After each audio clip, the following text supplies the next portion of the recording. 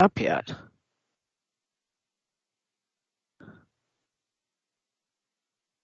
I don't see anybody, Judge. Did anybody send a reminder? Regina just said the phone is ringing. Let's see if that's them. Okay.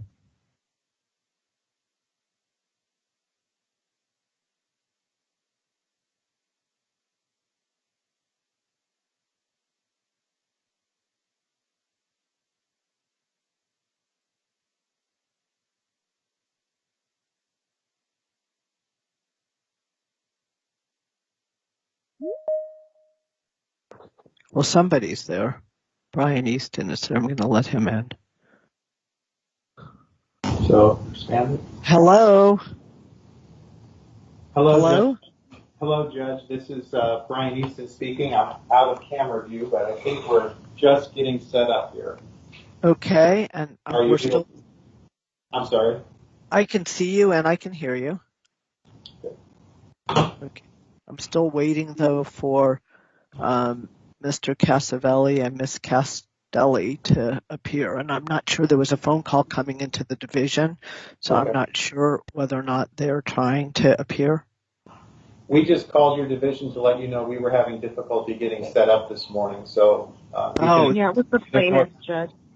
Oh, it was the plaintiffs? Okay. Yes. Okay, well, let's just sit here and wait a couple minutes, okay? Thank you, Your Honor. I'm going to go on mute. I'll keep my video on, but I'll go on mute. Thank you.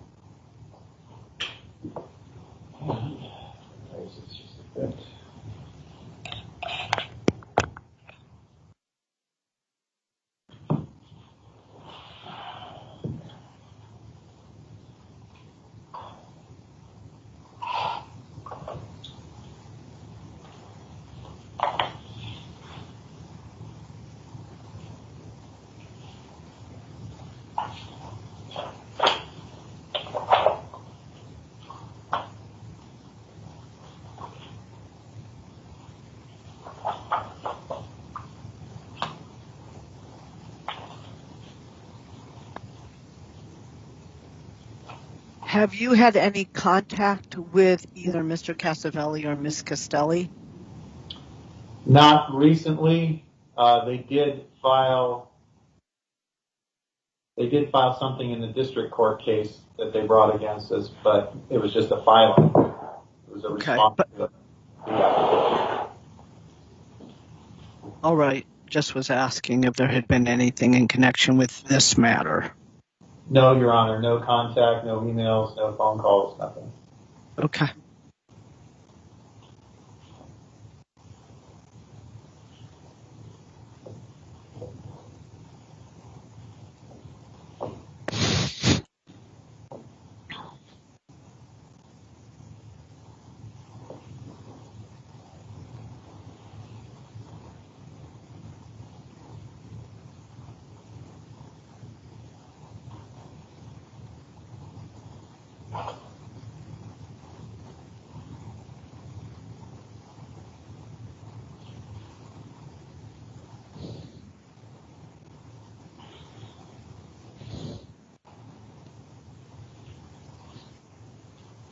Just so you know, I'm going to wait 10 minutes for this.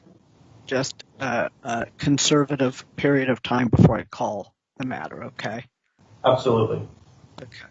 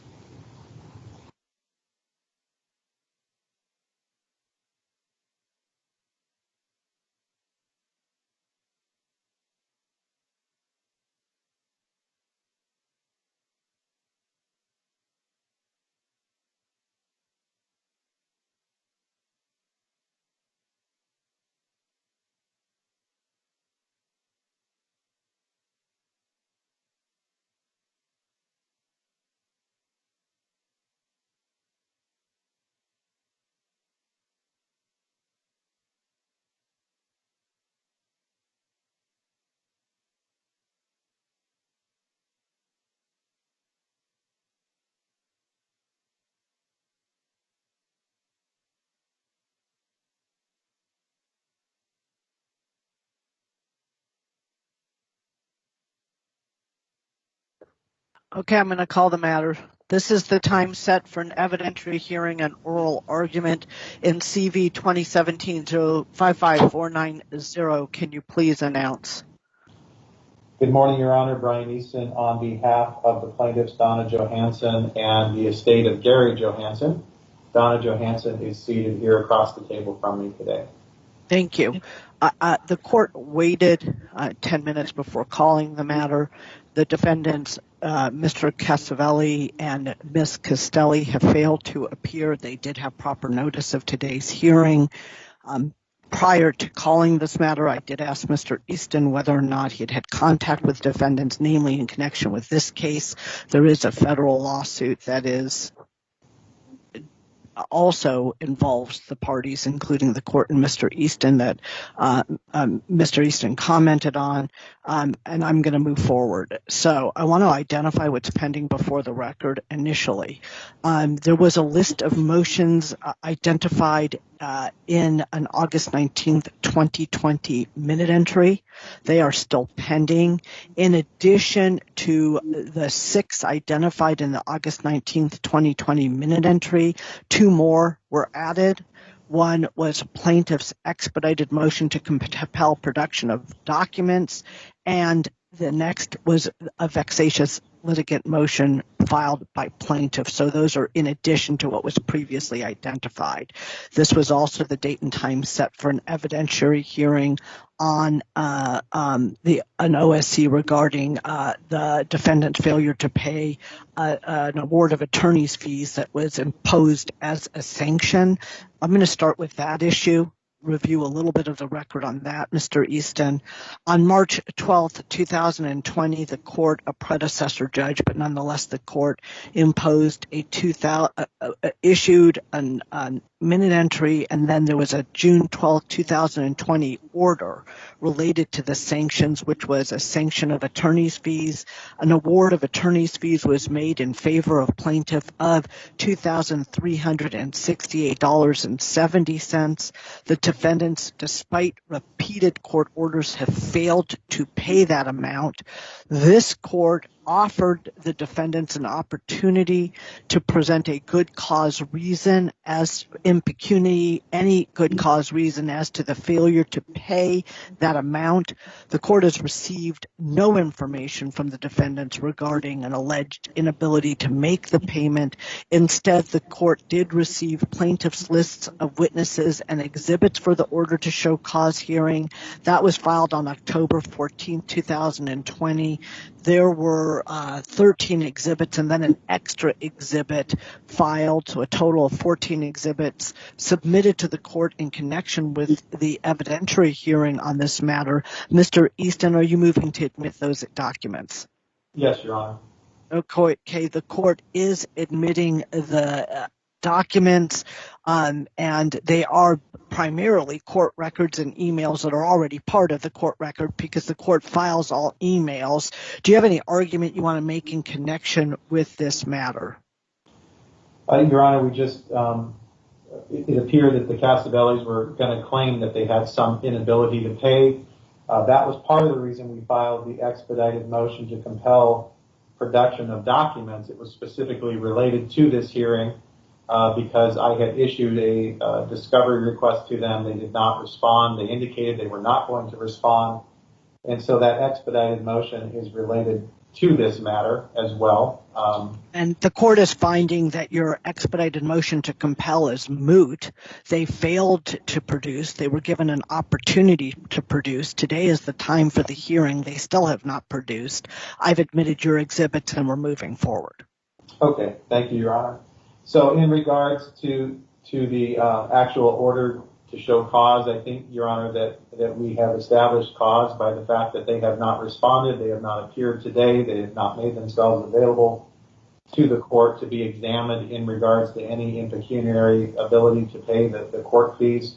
So we'd like to have the court find that they are able to pay the fees and move forward with any and all sanctions that the court deems necessary. And I also think Donna Johansson here is available if the court needs to hear from her that she has not received payment at all from the Casavellis, either personally or through our office.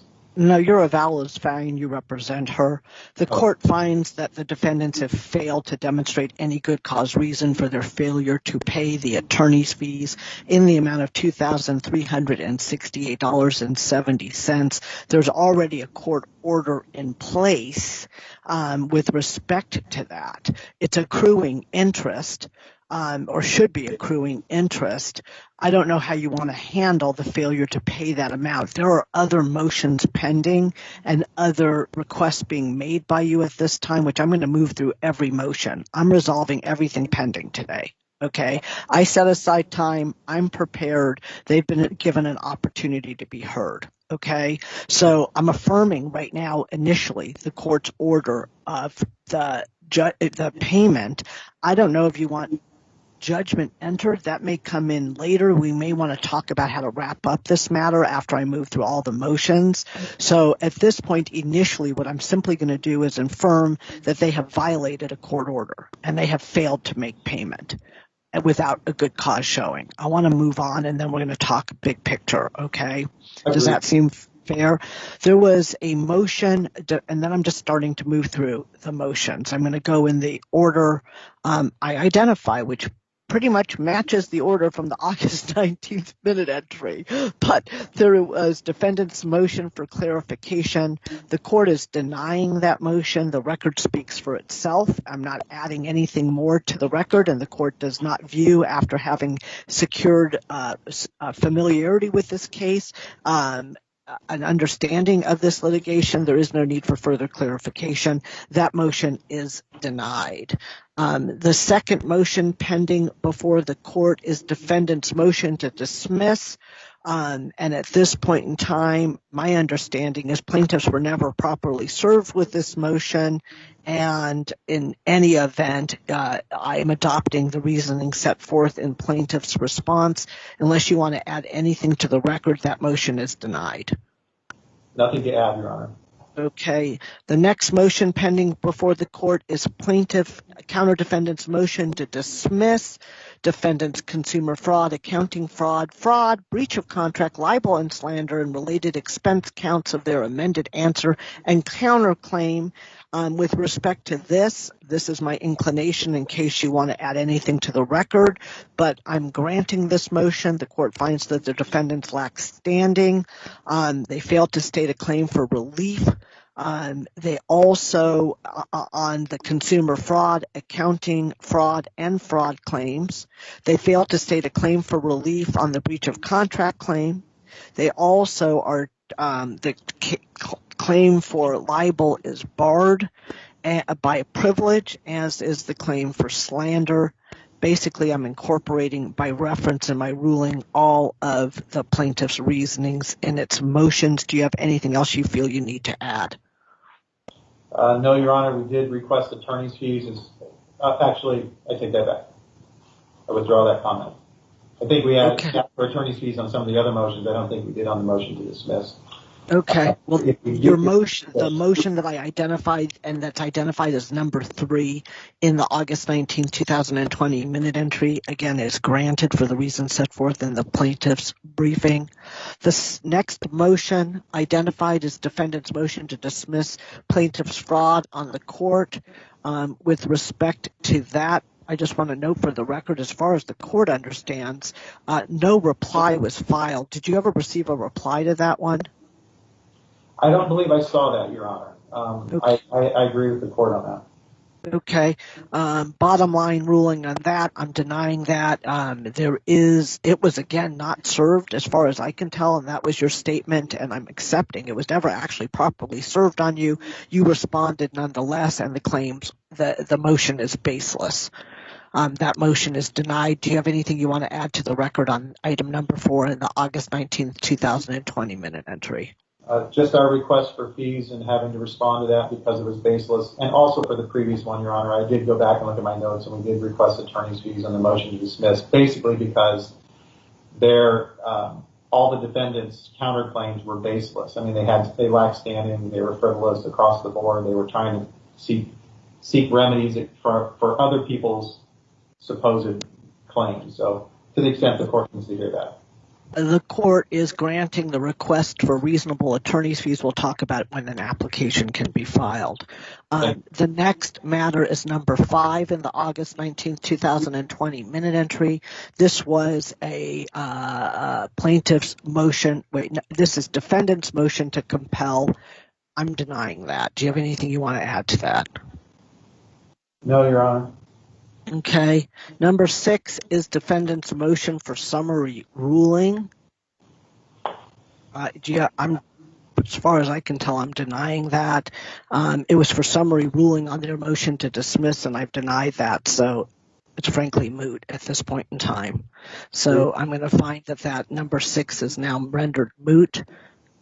I've already found what is not listed in the August 19th minute entry, but that I identified at the beginning of the proceeding was plaintiff's expedited motion to compel. I've already found that to be moot.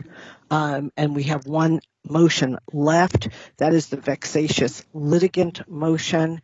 No response was ever filed. The court is very aware of the burden placed on declaring somebody to be a vexatious litigant. And so I understand how significant that finding is. There is statutory findings that have to be made. You have outlined in your motion many of the reasons that the court would adopt for making that finding. I want to grant that motion, but I also want you to submit to the court findings of fact and conclusions of law, because a declaration of a vexatious litigant has other consequences if there's ever future litigation that would need to be made available to the court capital C and or other judges if that ever became necessary. So I want to grant that motion, but I want to put the onus on you. You've been in this case since the beginning. I inherited this case, and it really needs to follow the statute. And when I say the statute, it's 123201, specifically what is identified under E1, what is vexatious conduct, sub A through F. Okay. It also includes 2 without substantial justification, but sub A through F identifies the very specific findings which you have set out, and the sanctions hearings and the continued need for the court to consider applications for attorney's fees based on the defendant's conduct supports the finding as well. So I'm granting that motion. When that disposes of all the issues pending before the court at this time, I do want to note for the record that you do ask at some point in time for, I think in one of the motions you've asked for the answer and the counterclaim to be struck. Do you? I don't want to. I recall that. I recall that. I mean, a good motion. Let me look as well, because I do believe that was one of the sanctions you'd asked for, which I also recognize as extreme, but under the circumstances I might consider it, but I want to make sure that it was actually requested.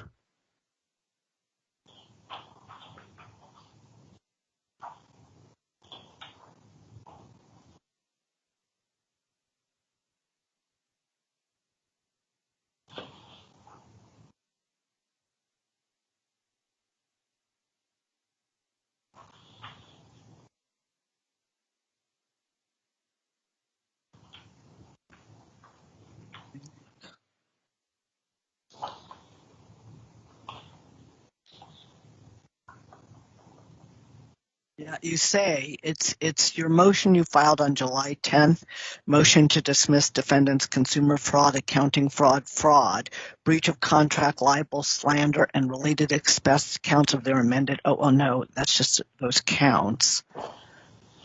Yes, I think that gets rid of most of the counts of their counterclaim, Your Honor. It may leave something available. To be honest, I can't recall.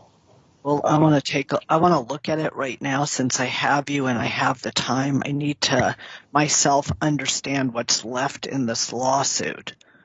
Mm-hmm.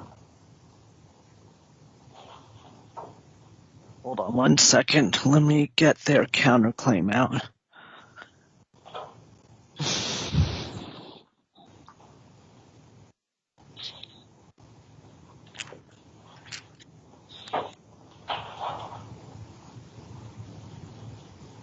Okay.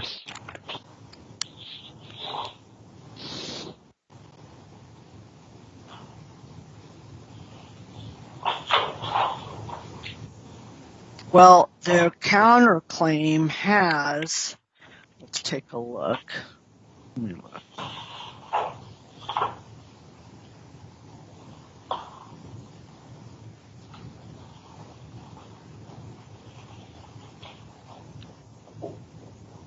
Well, they have an amended answer. It was called an amended answer to include counterclaims filed around December of 2018. 2018. December 12th, 2018. I'm looking at it right now.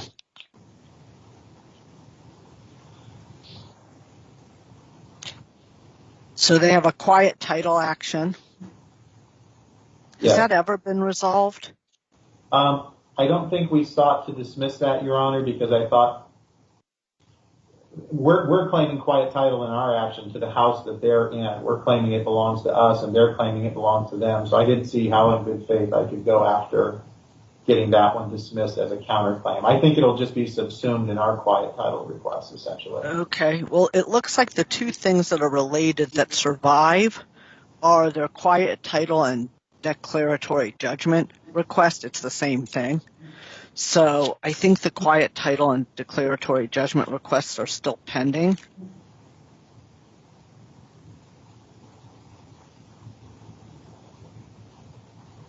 Do you agree? I agree, Your Honor. We tried to get rid of the stuff that just didn't have any basis, and I think their quiet title does have at least they have the right to bring it just to defend on our quiet title claim for that house. Okay, which is fine. I'm just trying to figure out where we are with respect to this.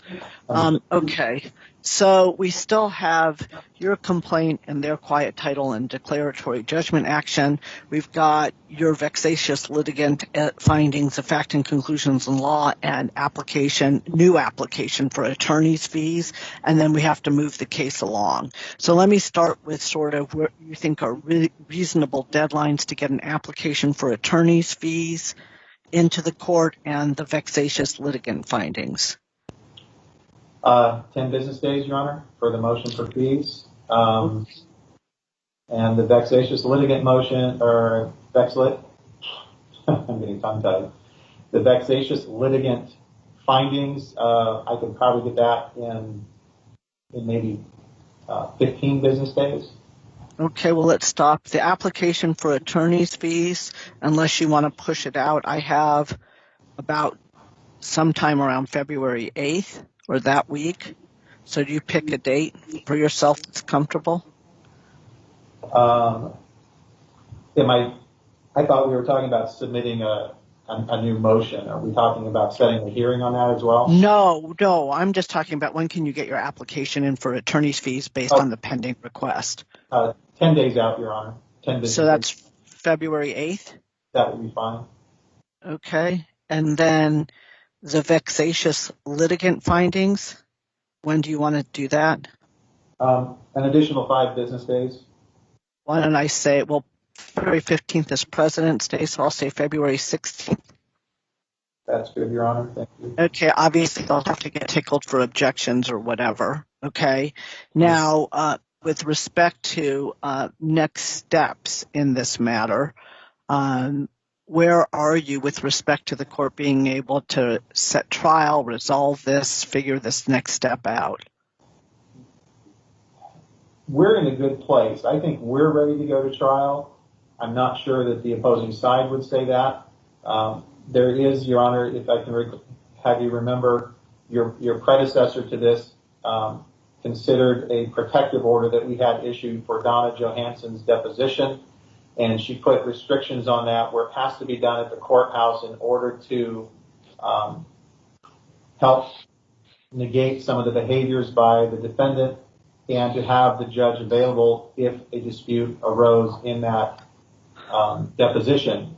Her deposition has not been taken because almost as soon as your predecessor entered that order, COVID hit. And the court closed down and they've never been able to take her deposition. So I think they would contend her deposition needs to happen. I'm not objecting to the fact that they should have the right to take her deposition. I just don't know how we're going to get it done under these circumstances. Well, this is what I'm going to order. It has to be done virtually. Okay. Because we're in a pandemic and the court can exercise its discretion at this point in time, even if they objected. Many people are holding depositions virtually and even from other states deposing people. So it can be done. This case needs to move along. That also still enables the court to participate. If I had to jump on to a virtual hearing to resolve a dispute during the deposition, I could still make myself available to do that. I won't tie up my platform for your deposition, but you all could jump onto my platform if there were a dispute about what was happening during the deposition. I'd like to set a deadline by which it has to happen so that we can get this case moved along. So what's a reasonable deadline to set for that?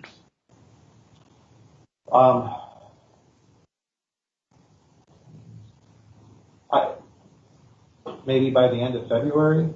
Okay. I don't know, Your Honor. It's really on them more than anything else. They'd have to set up the deposition, but. Well, this is up to them. This is up to them. I'm just trying to make it available. If they choose to do it, they do it. But if they don't, they don't. I can't stop that. But I need this case to move along a bit here. So I'm going to say by March 1st, virtual deposition by March 1st of the plaintiff. Okay? And then I think we should thereafter set a date for a trial setting conference. Agreed. Okay. I'd like to get something on the court calendar soon, just because it's been waiting so long.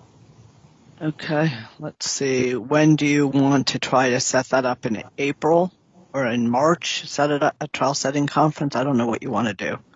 I'm ready for a trial setting conference as early as the court wants to do it. Are you in?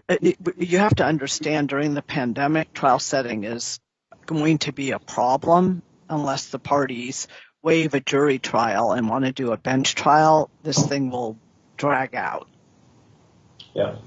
But I don't know. We don't have the defendants here, so I can't even talk about that right now. I'm not even going to. What I'll do is set a trial setting conference, and if they participate, they get to weigh in on what happens. If not, the court may end up, striking their answer and counterclaim. I don't know what will happen. You have to have another side participating. So one step at a time here. I'm going to set a trial setting conference. How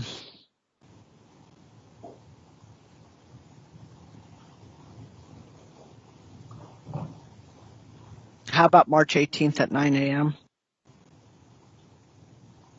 A moment, please, Your Honor. Let me pull up my calendar.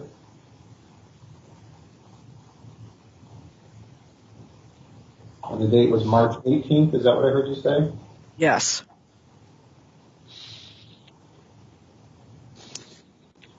That is open, Your Honor. Okay. That's what I'm going to do. Anything else? You said we were going to address attorney's fees at the end. I know you said to file a motion. Well, the issue, that's a good point. We have the original attorney's fees that were imposed as a sanction, and then a new application coming in. So I don't know whether you want to go ahead and what do you want to do about that? Because now we're going to have another round of attorney's fees. My question was going to be, which attorney's fees am I seeking here, Your Honor? Is it on all these motions that were ruled on? The motions that were ruled on, okay. One through basically the motions I just finished ruling on that are identified in the August 19th minute entry, yes. Are the ones where you request attorney's fees. I've granted that request. Okay. So we have the original order of $2,368.70.